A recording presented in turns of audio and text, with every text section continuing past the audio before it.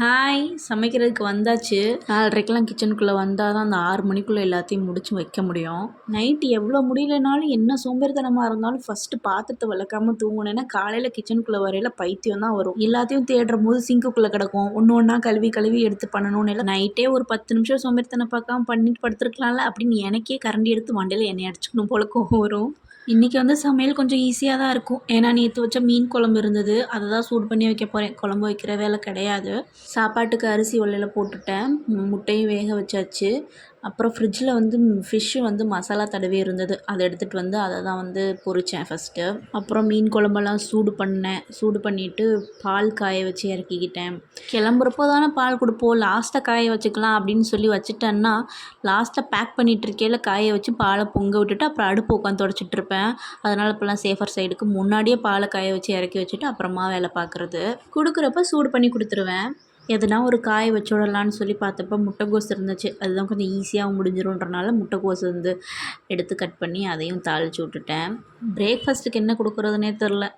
மாவும் இல்லை, அதனால சரி பொங்கல் வைக்கலான்னு நினச்சேன். சாமை தென்னை எல்லாமே இருந்தது. ஸோ இன்றைக்கி சாமையில் பொங்கல் வச்சுட்டு தேங்காய் சட்னி நேற்று அரைச்சது இருந்தது, அதை தாளித்து வச்சு விட்டுறலாம் அப்படின்னு அதான் பார்த்துட்டு இருந்தேன்.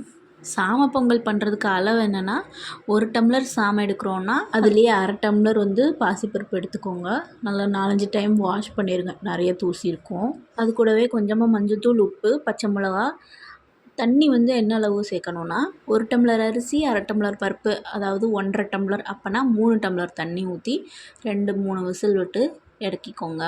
அதுக்கப்புறம் எப்பயும் போல் வெண்பொங்கல் தாளிக்கிற மாதிரியே தாளிச்சிக்கலாம். அப்புறம் லாஸ்ட்டாக யதார்த்தமாக தான் பார்த்தேன், சக்கரவள்ளி கிழங்கு இருந்தது. சரி அதையும் அவிச்சு வச்சிடலான்னு சொல்லி அதையும் கட் பண்ணி தண்ணியில் போட்டுட்டு பேக் பண்ணிகிட்டு இருந்தேன். காலையிலைக்கு பொங்கல் சட்னி, மத்தியானத்துக்கு சாப்பாடு, முட்டை, மீன் வறுவல், மீன் குழம்பு, முட்டைக்கோஸ் பொரியல் எல்லாத்தையுமே பேக் பண்ணிட்டேன். இன்றைக்கி கிருத்தன்யா அவங்க அப்பாவோட ஃபோனு அலாரம் அடித்த சவுண்டில் 5 மணிக்கெலாம் எழுந்திரிச்சிட்டா. சமத்தா விளையாண்டுட்டே இருந்துட்டு அப்புறம் அவங்க அப்பாவுக்கு பாயெல்லாம் சொல்லி அனுப்பி விட்டுட்டு திரும்ப 6 மணிக்கு கொண்டு தொட்டியில் போட்டேன். திரும்ப தூங்கிட்டாங்க. தூங்கிட்டு 8:30 மணிக்கு தான் எழுந்திரிச்சா.